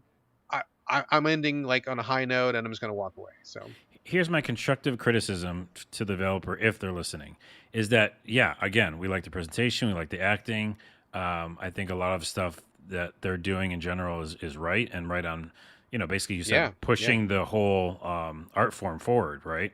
Of this style again, bringing it back and also pushing it forward. But the constructive criticism is like instead of doing the gamey thing where like you got 1 of 15, just make it a little longer and make the endings wildly different. Yeah. Because then again, like me, I would finish the game once and be like a Skyrim or some other RPG where it was an immersive experience. We would tell each other stories. I'd be like, "What did you do? What happened to you? Oh, I ended up on the island." How'd you do that? Well, that's it. That was how my character did it. Those moments are great, yes. I think that's just the way that I would love these games to go. And right now they're doing the, what's it called? Detroit Become Human style? Yes. Which is like, go back and get like 1 of 95 different things you could have done. And I'm like, no, unless it's like totally changing the story. Well, one thing that's really interesting about this particular game is because, like you said, this is from the same people as the Complex. And I don't know about you, but I finished the Complex maybe 3 times. And every time I finished the Complex, every ending was like wildly different, like super different. So it kind of made me excited to go back and play because every time I did something, it was like, oh shit, I had no idea that was going to happen. That's crazy. And then I'd come back and do it again. Oh shit, this is also crazy, but in a totally different way. More crazy. Like, that's great. Like, I love super different. But to me, it was kind of disappointing that I got basically the same ending both times, despite making wildly different choices. So that, to me, kind of killed any desire to keep going. But overall, I enjoyed it, though. I still think it was good. Liked it. I just kind of wish it was, like you said, longer, maybe a little bit more diverse, maybe like wider differentiation in the endings. Or maybe I just didn't make the right choices. Maybe some of those endings are pretty cray-cray, but I didn't see them. Yeah. And by the way, that is right about the Complex because I remember my ending, we talked about the ending or something, and mine was quite different than yours. And it was pretty jarring, the ending that happened, again, without spoiling anything. But it involved like a shooting and stuff. And I was like, oh my goodness. Oh, yeah. That's like wildly not what I expected to happen. So that's just like movie making, right? Like, again, sticking the landing maybe or something. But even with all that and the constructive criticism, I'm still a fan of theirs, and I still want to play every new game, and I want more FMV. So. Yeah. And even with all the stuff we said, I mean, I think I would still recommend this game. I honestly would. I think it was fun I would too. To go through. I love the premise of it. I love the performances. It's a really high quality game. Maybe not their best one, but I think it was still really good, and I enjoyed it. So for what it is, I think it's very good, and I would recommend it.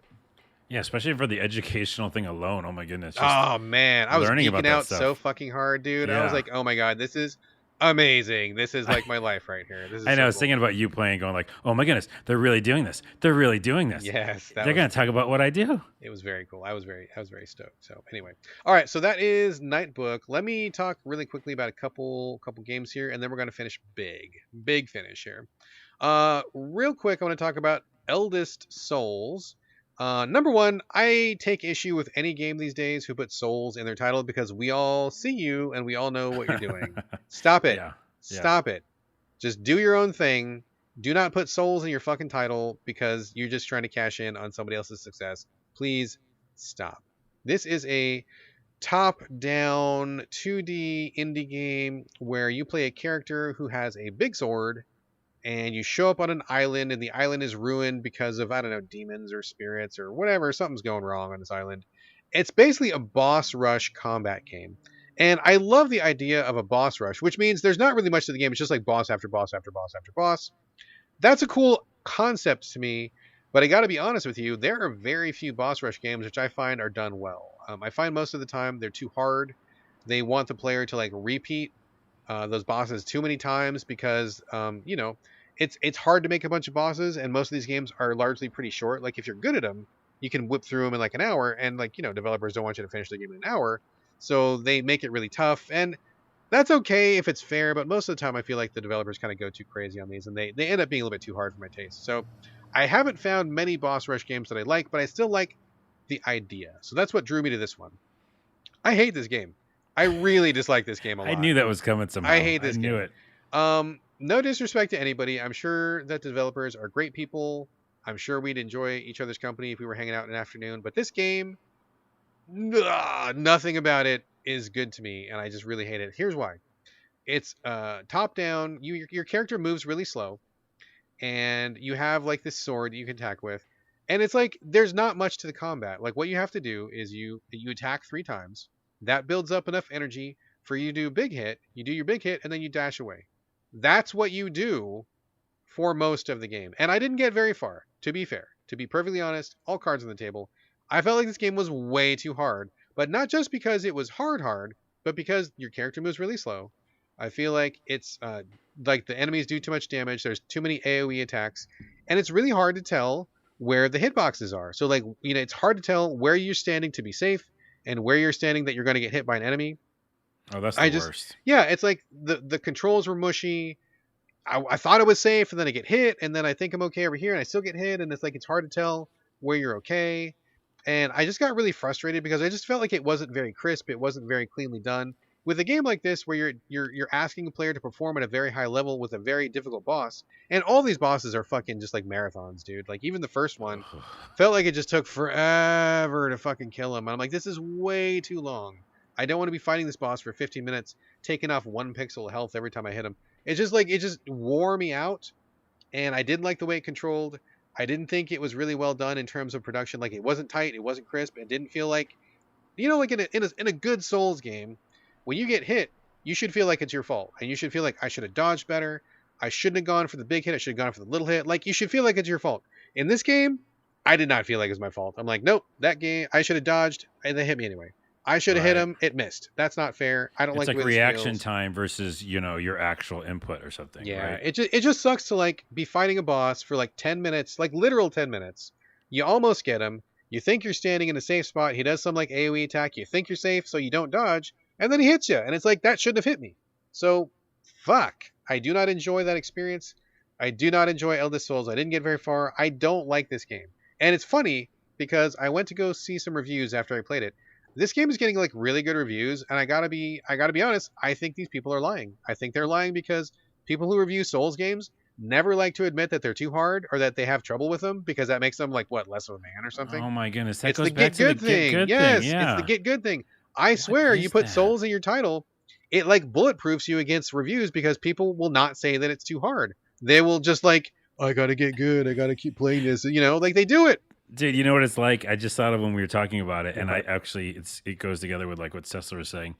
When you say get good in that way, especially GITGUD, I hear like that guy from Home Improvement just start grunting. The Tim Allen guy. Yeah, Tim Allen. Good. That's what it feels like. It's like they go into a little group, or like Joe Rogan, throw him in there.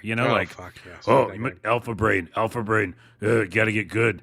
It does feel like that same thing, which is fucked. Yeah, it's really fucked. So anyway, I feel like, I'm not trying to call anybody out here, but I feel like the reviews are being way too nice to this game. And from a production standpoint, I felt like it was just really subpar. Very frustrating experience. Did not care for it. So Eldest Souls, did not like. One more thing to talk about here. Dreamscaper.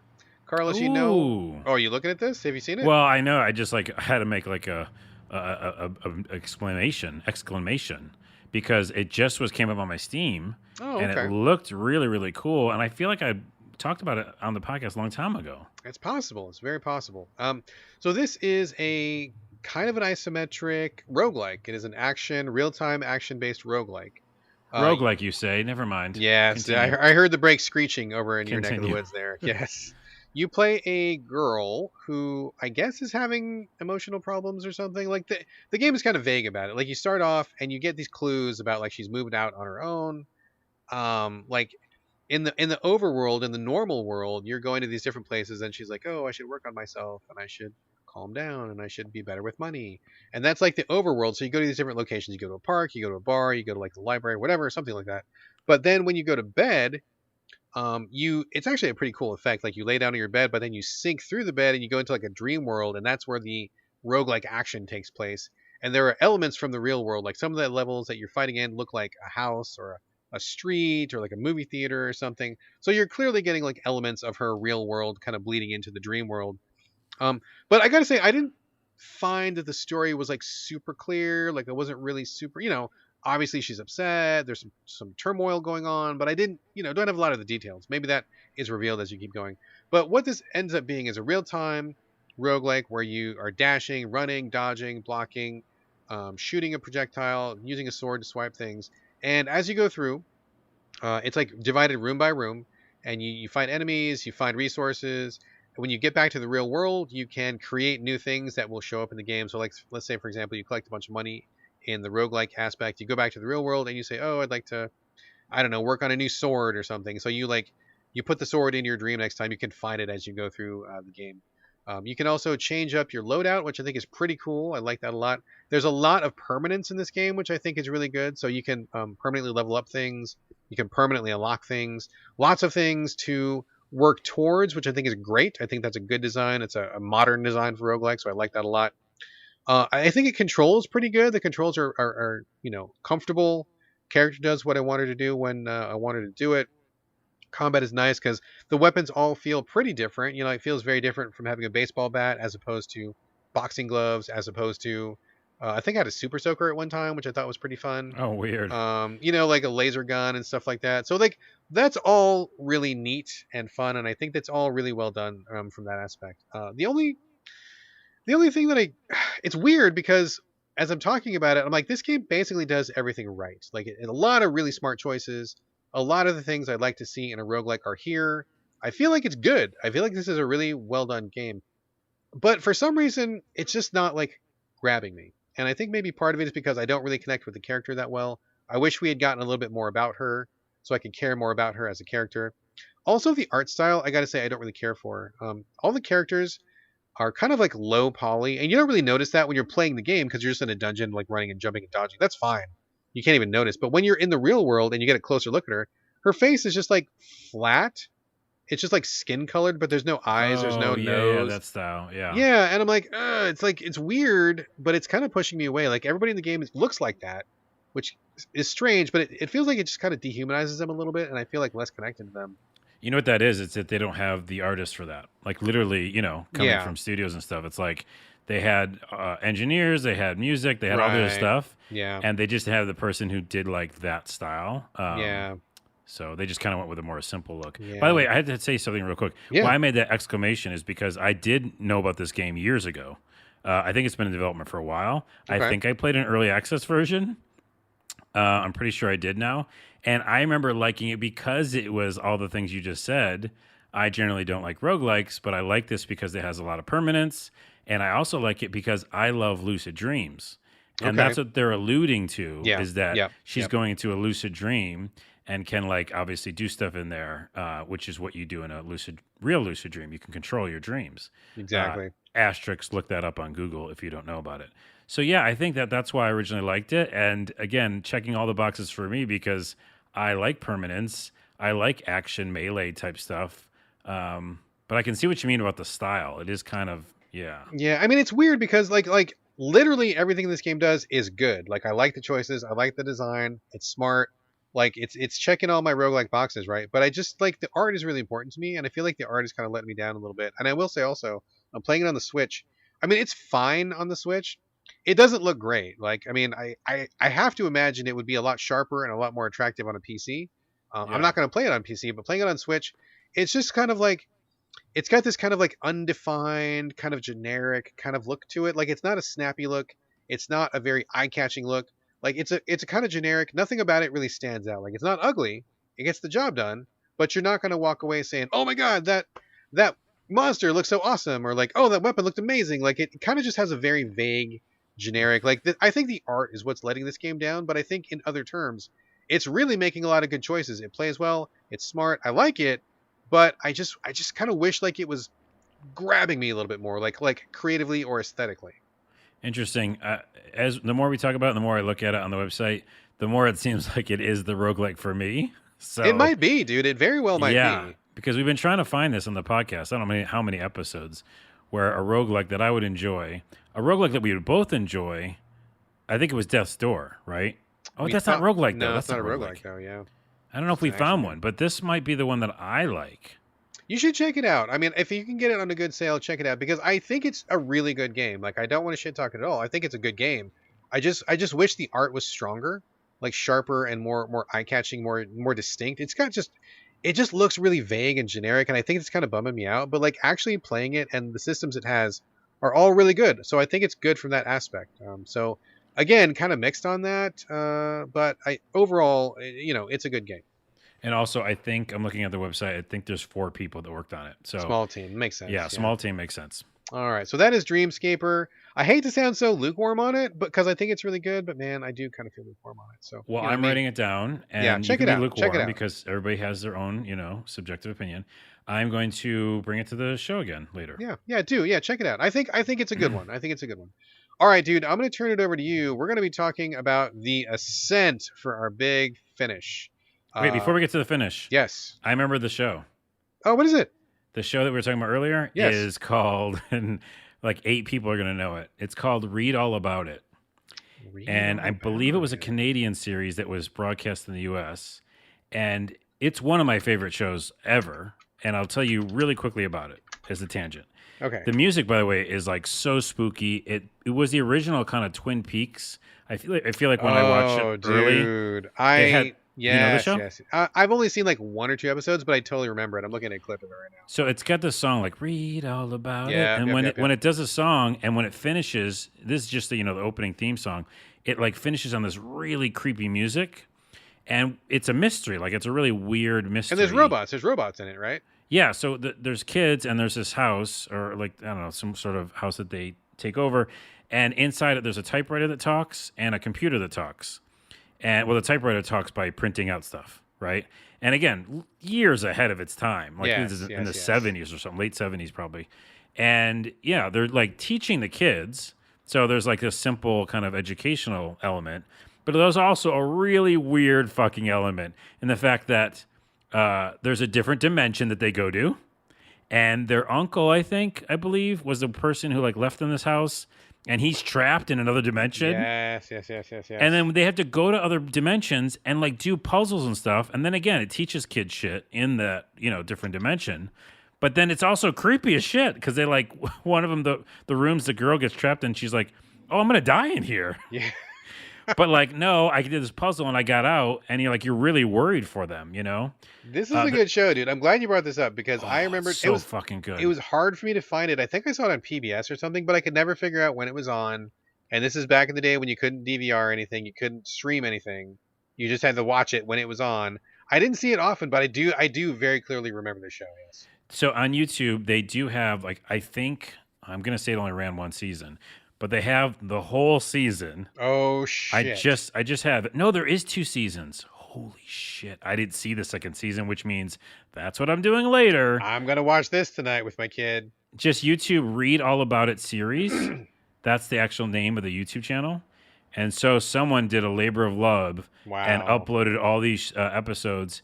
The originals, you can tell it's good quality. Sometimes people are all right, Sometimes they're fucking Sometimes scum, people sometimes are all right. All right. So go watch season 1, episode 1 later on with your kid. It is a treat. It's weird. It gets weirder. Just when you think it can't get weirder, it gets weirder.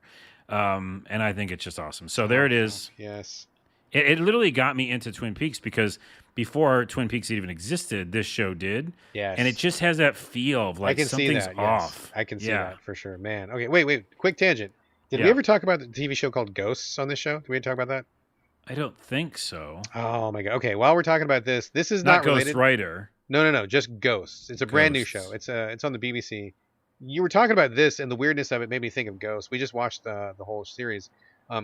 It's a BBC British show from the same people who did Horrible Histories. That whole troupe of actors is doing this show again. I'm sure all of my British listeners know the show. Apparently it won a bunch of awards and is pretty famous over there. Nobody American has heard of it. But what it is it's a couple buys a house, they inherit a mansion. And they're going to renovate it and like turn it into B&B. But the lady, the wife of the couple, she falls and hits her head, and it gives her the power to see ghosts. And there's like, this house has been in this English countryside for like, whatever thousands of years. It's also like including the grounds and stuff. So like she's able to see all of the ghosts who have ever died on this property over like the last 2,000 years. And they become like friends, and they all have these weird quirks, and they talk to her, and she's the only person who can see them. It is like the best show. It's so funny and weird. And there's a lot of like super, really heartfelt moments. And it's just like the cast is great. Like everything about it is just like really, really awesome. I love that show. Everybody British who's listening, I'm sure loves it as well. Check it out. Ghosts is super, super good. I love that show. Cool. Is it like a little funny too, or is it just? It is very creepy? funny. No, it's not. A little bit creepy, really funny. A lot of heartwarming, just like weird stuff. It's a perfect blend of everything. It's just like the best show. Nice. Anyway, Check it out. There's check it out. two things to check out There we or go. read all about it. In the middle of nowhere. Okay, now back to the Ascent. I don't know how we got on that, but here's the Ascent. Whew. Hard left tangent there. Sorry, it's just been a tangent-filled show. Steering it back. Okay, so the Ascent. Carlos, you were excited for this. I was excited about this. It hit Game Pass. Are you playing on Game Pass or PS5? Yeah, Game Pass. I think it's Okay, only Game Pass. Is I it don't know. exclusive? Is it? I don't know. I'm not sure. It's Steam and Xbox. I want to say it's only both of those. I'm wrong. I don't know. Who knows? I don't know. It's out there. Who knows? It's out in the world. world. Out there. I'm playing it on Game Pass. Game Xbox. Pass. Okay. Top down, isometric, cyberpunk, twin stick, kind of a shooter thing. That kind of like dystopian future. And yeah, I was really excited. I didn't know a lot about it. I saw a couple trailers. The style was really awesome. I could totally go for something like this. So I was very stoked when it hit Game Pass. I jumped in. Carlos, you jumped in, and I would love if you would tell us all about it. Yeah, and I'd love to hear what you're going to say too. It's action shooter RPG, they call it. Action shooter RPG. Twin stick shooter for sure. Like it's right analog stick. Oh yeah. Aiming all day. Most of the game is shooting. There is some melee abilities, but basically if you're thinking about buying this game, it's a shooter. Like your main weapons are guns. So maybe missile launchers, things like that. But you're not like, I thought you might be able to like RPG melee build a character. You are twin stick shooting. That's what you're doing. Shooter. So yeah, the graphics are amazing. I'll just start off right there. Yes, they are. I saw that in the trailers. We all looked at them. We were thinking, wow, that's really great. It reminds me of that one game that was just shown off at E3 that we both liked. I can't remember the name of it, but it was like pixelated graphics kind of, but it looked amazing. I love that one. That one looks great. Whatever the game that was. But this game does some of the same things. It's not pixelated, but it's it's kind of looking at like landscapes from afar in a way. Yeah. Because the character is a little bit smaller in your the traditional Diablo style type games. Yes. But what's amazing about this game that I'll start off with, besides the graphics looking just beautiful, very light beautiful. blooming, ray tracing. I'm watching it on my Xbox Series X. It's just stunning. It's like stunning. And, there's like a cyberpunk aesthetic that they just nail. What's really great, and I've not seen this like in many games, is it's a fixed camera. Yes. Isometric. Yes. But they move it so beautifully. It's like butter because they move it when they need to move it, and you just accept it. You got no choice. You have no choice, but they kill it. You know what I mean? It's like if it's a director, then they've been directing the hell out of this shit. Because you'll be walking by a building and they'll show you the top of the building in your point of view with like a little like something going on up there and just to show you it. Yeah. Like it's so cool how they do that. And then when they switch it to straight 2D, which they'll do that sometimes, it makes perfect sense. Like not once, and I'm almost at the ending of the game because I've fucking been playing this game. Oh wow. Okay. Yeah. Okay. Not once have they fucked up the camera. Like it's like amazing. It looks great. Presentation is off the hook here. Presentation off the hook. 11, 12 out of 10. There's going to be a but here though, believe it or not. I say the playability, like if you just take it that way, like super fun. Like the shooting always feels great. Yes. The right analog stick just feels amazing. Any upgrades you get make sense, and it just feels great. It feels great to get into a firefight. You almost like are always looking for one, right? Weren't you the same way? You're like, oh yeah, I'll shoot any dude. You step to me, I'm happy to pull out my guns and start shooting. Let's do it. To that point though, and this is kind of a caveat negative in a way, you kill a lot of innocent people in this game. And you don't mean to, but they're just everywhere. They are just in the way. They're in the way, and you start twin stick shootering, which is not a thing people say. And yeah, you just start taking people out. Now, for some reason, you do it a lot and you take out randoms, and then they're okay. Everything's fine with it. It's just part of the deal. But every once in a while, you kill someone who's like a civilian, and this little lady gets on the radio and says, "Man, you can't do that shit." Did you get that? I don't think I've ever had that happen. Oh my goodness, she did that a lot to me. You must have been very bad. I think I was bad shooting. You were very anti-civilian. Well, when later on you get grenade launchers and stuff, and I leveled the shit out of my upgrade I don't know how to say words. I leveled the upgrade out of my shit. Nope. I leveled the shit out of my There you go. weapon. Yes. And I was just blowing up like city blocks, you know what I mean? Yes. So friendly fire, yes. Friendly fire is going to happen. And another thing I love about this game, these are all these positives. Yes. They use physics, and it really makes the world feel more real. Don't you agree? In what way do they use physics? I didn't really notice that, but what do you... Oh, my goodness. So anytime you kill an enemy, it stays on the ground. And if you walk by it, you can knock it with your feet. To me, that does a lot because in most video games, because of resources, I know how games run, they're just going to disappear the body when it's gone. Right. They don't do that in general. Like every once in a while it happens, but most of the time, if you walk past a trash can, it rolls like a trash can and it stays where it is. It doesn't like disappear. If you smash like a building apart, like things will fall out, and lots of times they'll just stay there. So, and also with enemies, I've killed like tons of enemies or robots, and the robot parts just like pile up. And I don't know if you noticed that, but like I'm a sucker for that kind of like physics stuff. And it just makes the world, I think, feel more real. I really like that. Now that you're mentioning it, I'm like, yes, I did recall that, but I got to say at the time I didn't. It didn't stick with me that much. But I hear what you're saying. Yeah, that is all true. I just go looking for it because I'm always the guy who like tries to fuck with physics. You make the funny videos and stuff. Too. I make the funny videos, but then they usually disappear. It's like, you can't do that. The other thing I was going to say is the story, weirdly enough, didn't grab me. Yes. Yeah, okay. I think you would think that same thing. And I'll tell you why for me, because yes, it's a cyberpunk game. The aesthetics are done well. All the things we just said. It's a really believable world they built. But the things you're doing and the character you are, you can't really customize your character very much. And it's an RPG. Which was very surprising to me. Yeah, right? Like, I mean, mohawk, regular body, light skin color, like very few things. Very few faces and stuff like that. And then you can respec it later, but it doesn't matter because it's the same shit. You're like, and I'm near the end of the game, so I know. Let me ask you a question real quick, since we're talking about this, because I was very confused. I was very surprised by the lack of customization options. I mean, there's gear you can get, and the gear looks different when you put it on, which is cool. But like on the title screen of the game, it shows 3 distinct characters. There's like the character you start with. There's, I don't know, like a big hulking, like, roided out mech kind of guy with a chain gun. And then there's like a third guy. Like, are those just builds, or do you unlock those characters? Like, who are those people?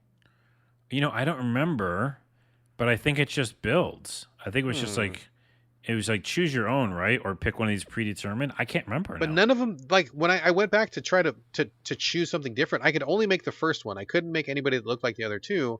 So I'm like, oh, are these different classes? Is this just end game gear? Like, who are these characters on the title screen? I don't even know who they are. I don't remember what that is. Yeah, but yeah, I felt like it was very limiting. Like you could just make this one character. So maybe that's, I don't know what that is. But to the story bit, who you play as, and also the dialogue with a lot of the characters, NPCs, it just feels like you're at an indentured. No, I can't say that word. No, that's right. You're right. Indentured slave. Indentured servant. Yeah. Servant. Yeah. I don't want to say slave because it's not. I mean, you really basically are a slave, but yeah. But yeah, you're like this slave to the corporation, as people say in capitalism, Yes. And so you're literally that. You have to like work for this corporation, and you can't leave, and that's like your whole life, And they like joke about in the beginning, you're just going to die in this role. That's an interesting place to come from if you're like going to get out of that. Like that's the goal is like, yo, you don't tell me that. I'm going to go and be a free roaming spirit and go have all these RPG adventures. I'm near the end of the game. That's not what happens. Right. This game is really almost like a chapter, I want to say, of a really big book. Where it's like, this is the part where you're in this corporation, and there's other corporations that are vying for, power, but you're really just like, being, what's it called? Like a Black Widow or something, you're like this you're like a pawn for these guys. Pawn. Doing what they want. Yeah. So because of that, like I couldn't get into the story, and I want to make this little caveat and asterisk too. People saying this is better than Cyberpunk 2077 can shut their fucking mouths because it's not a role-playing game, and Cyberpunk 2077 is. Cyberpunk has so many different endings and so many different like story missions, and they're all really compelling stories. This has one chapter of a storybook. It is not better than that fucking game. So anybody saying that, take that out of your mouth. because that's garbage talk. You are on fire, buddy. Sorry. I was I'm just digging seeing it. that so I'm much. loving And I that was like, passion. well, because they're like, oh, they hit the aesthetic so much better. Everything's so much better. No, it's an interesting slice. It's beautiful, but it's not better. That's like not even close, in my opinion. So, with that out of the way, I will say two more things, and then I would love to hear your retorts on some of these. All right. Difficulty spikes are too much at times. They really don't like give you a lot of side missions, but I feel like the side missions don't give you tons of experience points. A lot of it's just grindy, which yes happens in RPGs, but I felt the spikes were too much because you'll come up to a boss like there's this spider bot. Did you encounter that? No, but I did hit a giant difficulty spike today. I've died in the same spot like 10 times in a row. That's exactly it. These spikes happen, and you're like, whoa, that's too much. Yeah. Because they don't give you the progression up to that point, and so then that's kind of on them, And then the other thing I'll say, which is kind of a bummer, is that, like, I don't know if I'm going to finish it because I hit one of those spikes, and I'm near end game, and I hear people talking about the last boss, saying it's, like, fucking brutal, and you're just going to die a bunch, and you have to go grind somewhere.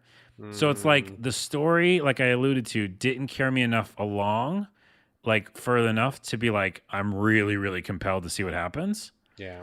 And I'm stuck at this point where I should be ruling, like I've done all the skill upgrades. You should be strong. Yeah. I should be strong as shit. There's this thing called life steal where you steal life from enemies. Yeah. Which I saw some YouTuber like, he says, oh, you're invincible now. No. You're not invincible. Because even with that life steal, I won't get into the complexities of it, but you still have to fucking deal with like, what's it called? Bullet spongy enemies. Yes, exactly. So I'm almost out, and I'm like, well, you just talked about it in the other review. I'm like 3/4 of the way in this game, or maybe even like an hour or two, maybe away from the ending. You're close, yeah. And I'm so stuck at a difficulty spike. I mean, it's like 5 mechs, huge robots, and I'm like, what do you want from me? I got 4 bars of health. All the life steal, and I'm just eating shit. I'm so fired up. Yeah. Well, okay, so I started off really high on this game, and I was very excited for this. This is one I've been looking forward to for a while since we saw it at the Xbox game preview a couple months, like 6 months ago or whatever it was. I was like, oh man, this looks like my jam, right? Like I want to play this. I love top down. I love, shooty kind of action, twin stick shooters. I love all that shit. This seemed like it was going to be 100% my thing, but I'm out. I got out today. I was not nearly as far as you were, but I'll tell you why. So the story, big problem. I just don't care anything about the story, which in some games is fine, right? So like, let's take Diablo for example. I don't give a shit about Diablo's story, right? I don't think anybody does, but everything else in that game is so strong that it's fun because you're playing. It feels great to play. You're rolling along, getting loot and gear. It's fun. Killing dudes looks awesome. That's enough to make up for a weak story. In this game, I really felt like I needed more reason to keep going because the game is weak in a lot of places that are not initially apparent. I mean, it looks great. Graphics are fucking amazing. Aesthetics are totally on point. I love this, the cyberpunk, dystopian noir sort of thing. All the red lights and the washed out lights and trash everywhere. Like it looks cool. It looks very cool. But so the story is just like a bunch of jargon and a bunch of stuff that I don't understand what they're talking about, and I don't really have any sense of what's going on. They're just like, do this, blah, blah, blah, and then that's fine. But so that didn't grab me. But the bigger problem is that I think that the general structure of the game is really kind of busted in the sense that they wanted to create this like world or city that you're in, but just walking around is fucking boring. And it takes too long to get where you need to go. And in the spaces between these places, you're just walking, and then there's like just rando dudes that you shoot. They don't give you very much experience, and it's just like, I just want to get to the thing that I want to get to. Like it feels like it takes forever, and I just really don't like how much downtime there is between like locations. And when you get to a location, I mean, there's just not much to it, right? I kind of thought there'd be more RPG to this, but there's really not. Like it's deceptive.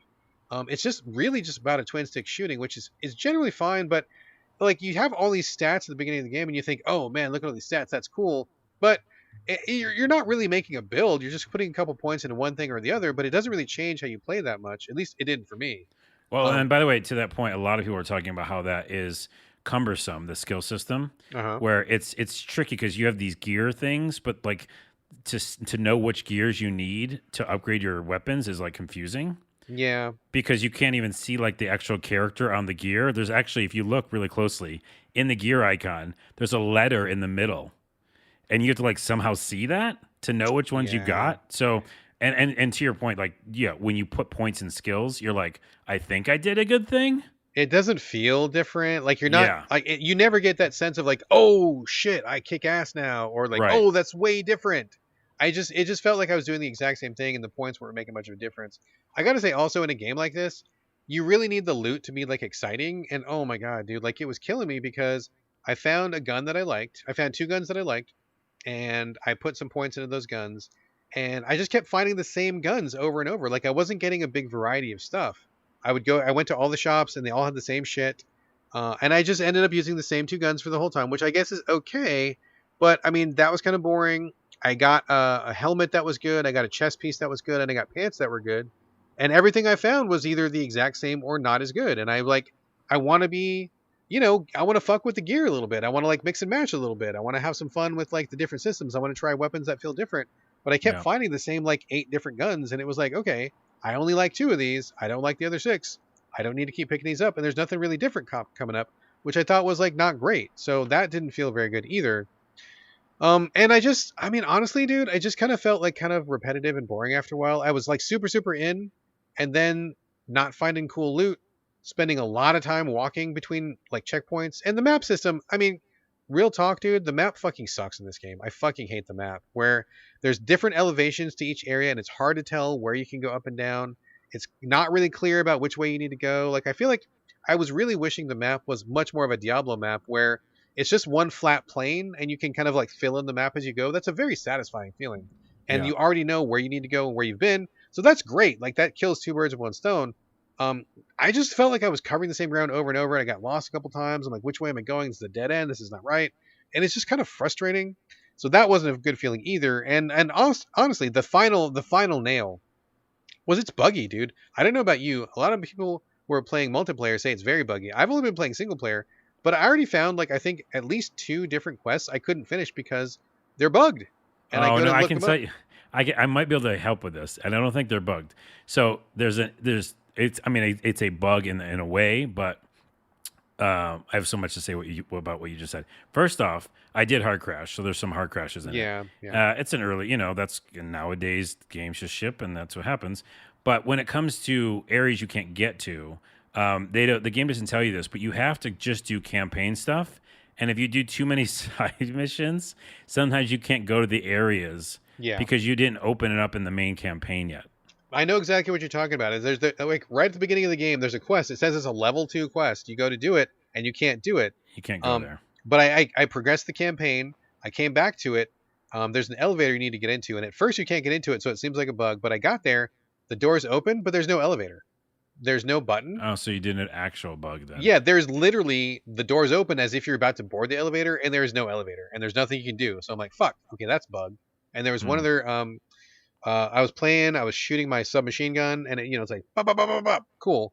And as soon as I stop shooting, it just goes, bop, bop, bop, bop, bop. Oh, I got that too. That's an audio kept going. Bug. That's an audio bug. Yep. There was one other quest where like there was a locked door that I needed to get into because it was the point of the quest, and it just wouldn't unlock. And I'm like, okay, I get that this is a small team. Much respect to what they've created. This is a very cool start, but like, I don't have time for bugs and quests that can't be like. I mean, these are early quests. It's not like I'm like 50 hours deep in this like small side quest. This is like stuff you're telling me to do at the beginning of the game. You should have really like bug checked this stuff. So I mean, that was kind of frustrating too. But like, as much as I like the aesthetic and I like the concept, I just not enough to it, and it just is like kind of slow after a while. I just really fell out of it. Yeah, I'm with you on a lot of what you just said, and I think we agree on like the aesthetics and stuff like that, and the things that they did right. To kind of like add more to the fire of negativity before I add the negative, a quick fix for your issue, which is an issue where you just basically feel like you're walking around all the time. Yeah. You just take the taxi everywhere. So all you Yeah. do is you push like on the controller on Xbox. Yeah, it's just left on like the D-pad. left Yeah. D-pad. Yeah. And if I didn't do that, when I wouldn't have got too close to the end of the game because there's no reason to walk that much. So Yeah. basically, what you do is you kind of and when you pick the taxi, it actually shows the little marker for your quests. Right, where you're supposed to go. Where you're supposed to go, yeah. It does. So that's how I survived this game, because without that, you're screwed. But to that point, the elevation could have been cool, but it does become a problem because if you're in an area and you're in a certain elevation level, you won't even see the destination that you need to go to. It can be above you or below you. It can be above, you're not sure, Yeah, and that's sucks. fucked.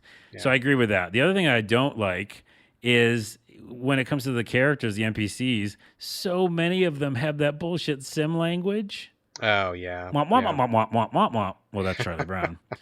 And I understand, again, small-time developer, you don't have all the voice acting, right? Exactly. That's why it's in there. But it's only distracting. Like, it bothered me. I was trying to read, Yeah. So that was terrible. And also, I didn't like all the slang.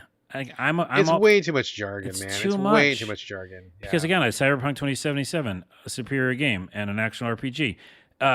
It doesn't need to have all that, and it doesn't. Like it has regular words too, and I don't know, it just doesn't jump into a totally different slang. Yes, here's what that's from. Like, I don't know if you've ever read any William Gibson books, but of course, yeah, the guy, exactly, the guy who basically invented, like cyberpunk and that kind of stuff. Like he was like one of those dudes who kicked it off.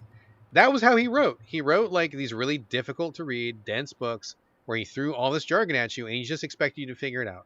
And, those books are cool for what they were. I really think he's a great writer. I've enjoyed many of his books. But I don't need every fucking cyberpunk game to copy that. Like, fucking tell me what things are. I don't want to have to look things up in your lexicon. Like, I get they're trying to create this world, but like you can do it in a way that gives the flavor without like making me go, what? Like, what are we talking about? Yeah, because it confuses you. Yeah. And I was just about to say Snow Crash. That wasn't him. That was Neil Stephenson. Neil Stephenson. Yeah. But also, yeah, it's that same type of thing. Like it's cumbersome to read this, and now I'm like even more out of the story. Yeah, totally. Lastly, and in closing, I'll say the last thing that bothered me, because it's almost like what you just said. This is not an RPG. To put that down even it really more. Isn't. It's a shooting game, and it's a twin stick shooter straight up, and you know that from the beginning of the game because instead of it world building, instead of you caring about this Viper gang, which is mainly the main enemies throughout the whole game. Oh God, I would not have been able to tell you what their name was if you had if you had offered me $1 million. I could not have told you. Right. Well, the only reason I know is maybe because I've killed so many of them. But here's the problem: is the minute you start this game, which isn't a believable world because it looks so good, you find some of these gang members. And they do that bullshit thing that's so like Teenage Mutant Ninja Turtles, where enemies just come out of nowhere. Yeah. And they like jump over the side of fences and they're like, wait, where was that guy? And it's always like 50 of them.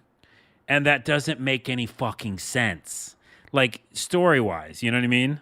Like there wouldn't be like every, like, I don't know, 50 feet you go or 100 feet you go. There's like, oh, there they are. They were just like under the bridge the whole time. Yeah, my favorite is when like a dude like is like, what he was doing like a solid snake, like he was holding on off the side of the bridge, just like with his hands, waiting for you to walk by, and then he pulls himself up over the bridge. Like, come on. Which is an arcade game, right? Like that's what I felt like when I first started. I was like, wait, this isn't an RPG. This is a shooting arcade game. Yeah. So that's so much negativity, and the difficulty spikes really hurt it. Because again, I really invested just to see if I could like really progress my character and stuff like that. But no, I just don't care as much anymore. Here's where I fall down on it, right? Here's where I fall. Like, I think it looks great, and I think this is an awesome effort from a small team. Like, I think this is a tremendous start. These guys have talent. Absolutely. What they need is like 10 more people and like $5 million. Whatever they make is going to be fucking amazing the next time. This is a great start. But for me, if we're talking about this specific game, I wanted it to either be more like maybe like Helldivers, where it's a smaller action-focused experience, but like the variety of guns that you have and the options that you have really make each run feel very different. I just felt like I got into a groove really quickly and I had no reason to get out of it, and it got really old. So it didn't have the visceral like action quality, the depth of action that I wanted. It also wasn't like enough of an RPG in the sense of like a Diablo, where I was getting constant like new gear. It's fun to mix and match, maybe look for some weird synergies and experiment with that. Like it it kind of like fell in the middle into like this little kind of neutral zone where it looks great, but it's not deep enough in either direction. And what you're left with is an experience, for me anyway, that got really boring after maybe, after a couple days where I was just like, okay, I thought more there was going to be more to this. Now that I'm seeing the extent of it, it's not as deep or as rich as I thought it was. I mean, fair play to these guys. Great. I really look forward to their next game, but this one I think I'm going to know. Yeah, and I think that's what it is. It's in between. Yeah. That's the perfect way to say it, because when it comes to the weapons, and these are pro tips for people who might just want to play a really good cyberpunk shooter, because that's what this game is. Yeah. Is that you just get a gun that you like and that's it. Like, that's okay. If you understand that, you're not getting loot in this game, right? No, that's not what this game is. There's no loot. And so that's the in between, though. They're trying to be like, oh, you have an RPG sword and you're upgrading it. That's what you do. You go to this little guy who literally, it's a hammer. Like, you go to a store that has a hammer icon. Yeah. So you are basically medieval RPG style upgrading your sword, but it's just your gun. Yeah. And I think if you get that, that's what's happening. Yeah, you're not like expecting a loot grind, and in which that's fun. That's not what this game is. Well, it's funny too, because if that's what they were shooting for, and I think that has value, right? Like, I think that's fun because I really did enjoy the first couple hours when I was kind of feeling it out. Like, I kind of wish they would have scaled it down. Like, you don't need to have this enormous world, right? You don't need the trains running back and forth to the zones. I wish they'd kind of just been like, this is what we're capable of doing as a studio. It looks fucking amazing. We only got like these 10 guns or whatever, so there's not really any loot, and our story is not great, but it feels good to play. So we're going to just focus on that. And I wish it had just been a bunch of really tight levels. Boom, boom, boom, get you in. Just like keep the adrenaline high, and Yes. and that would have been fine. That would have been Yeah. fine. I think they kind of like they overreached. That's not right. Overreached. Nope. They whatever. They reached too far. Yeah. They were not able to pull off the vision, and what ends up happening is it just feels kind of not all there. But man, they were so close. This is, Oh my goodness. in so many ways, it's so close to being amazing. So what you just said got me so excited about what it could have been, and this, I hate saying that out loud because, again, Yeah. kudos to them. But if it was shorter, remember Shadow Complex? Yes. Right? Like, if it was shorter levels like that, and Yes, yes. yes. I hated that there were waves of enemies, because again, it took me out of it. It wasn't about that. It wasn't about like, I didn't think it was about that. And so if it was shorter and less enemies, so everything felt more impactful, right? And you could still like kick ass and kill out, 20 people in a wave of people, but Yeah. then a story bit happens, and it's not just like, rinse repeat that thing. Yeah. I think that would have made a big difference, because at some points you do feel like a badass, and Oh and yeah, again, for sure. the physics is awesome, and you're like rocking this gun you really like.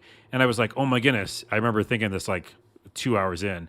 I was like, I'm going to play this forever, because it feels so good. Yes. But those are these little bursts. And I feel like if it was shorter, like you just said, I would have been so excited. I had the exact same feeling, dude. Like the very first day, I'm like, oh shit, I'm gonna play this like for the rest of the summer. This feels amazing. Yeah, exactly. And I thought it was gonna be deep. Like I would get further into it. I'd have a build. I'd have all sorts of like items and customize my character. And it just doesn't go there. So I kind of wish that they had not tried to do as much as they did and just focused. And that would have been like 8 hours, kick ass fucking twin stick shooter. That would have been amazing. But they didn't have enough resources to make an entire world. They didn't have resources to make a story. They didn't have the resources for like a Diablo loot system. Yes, it's disappointing. But And good I don't start. think, good start. And I don't think it's all just resource. I think it's just like vision too. Like it's Yeah, about like yeah. where you want to go with this, because what we just reiterated was it's in between, right? And so it's like pick the lane and then like just kill that lane, because they did 2 lanes, but both of them they did well. It's just that we're stuck in the middle of it. Yeah, Oh, we're in the middle lane. in the middle lane. Call the episode that. The middle lane. All right, I'll do that. Let's do that. So yeah, I mean, I'm very excited for their next game, but I gotta say, I noped out of the Ascent. I just actually deleted it off my my Xbox, and I will not be coming back to it. So Okay. I'll let you know. I'm literally near the end, and it frustrates me because I'm like, it would be nice to kind of like, finish it up. Similar to the Returnal for you, I'm going to like let it sit for a while, yeah. and that difficulty spike will chill out for a minute, and then maybe I'll go back and grind and beat it, and we'll talk about it later. All right, sounds like a plan. All right, folks, that is the show. Thank you very much for listening. Really appreciate your ears and for spending time with us. Yes. And this is it. This is it for episode 244. As per usual, we always are looking for your questions and comments. Hit us up, sovideogamespodcast@gmail.com. We are on Twitter @sovideogames, or you can reach us individually. Carlos, where are we directing your traffic this week? Still rocking youtube.com/a lot of things. New A Lot of Things Tonight show is up there. Also TikTok, which is A Lot of Things Comedy, and Instagram, it's A Lot of Things. That is a lot of things. It's a lot of things in 3 places, yeah. As for me, on Twitter, on Instagram, it's my name, BradGallaway, all A's, no O's. And that is going to do it for episode 244. Like I said, thanks again for joining us here on the podcast, and we'll see you again next Friday. But in the meantime, this is Bye from Brad. But wait, there's more from Carlos, because I never ended it correctly. I was thinking about we should do a separate podcast, because we talk and bitch about stuff that's not video games. And so maybe we do a whole other, like, at the end of the podcast, or another full podcast about just talking about life stuff, because I feel like we both have a lot to say. If you would find that interesting, dear listeners, let us know. Let us know what would you listen to that if we were talking about non-game stuff? If you would, what did you want us to talk about? Like, any topics in mind? Or would you be like, you know what? I get enough of you fuckers as it is every week. I don't need no more. Shut up. Let us know if that's your feeling too. Like, let us know if you want us to do more. Yeah, let us know, because I just feel like there's just so much that we like go into a tangent for a second, and then with the show's already long. I mean, we're talking 2 hours already. So yeah. Anywho, just a little food for thought. If you're at the end of this episode, you're obviously a super fan, so your opinion matters a lot. So that's it. Thanks a lot. Go to my TikTok. It's a lot of things. No, that's Instagram. I don't know what I do. You don't know what you're doing. All right, and buy our shirts. Buy our shirts. Buy t-shirts. It's going to be in the show notes. Buy our shirts. All right. Designedbyhumans.com/shop/sovideogames.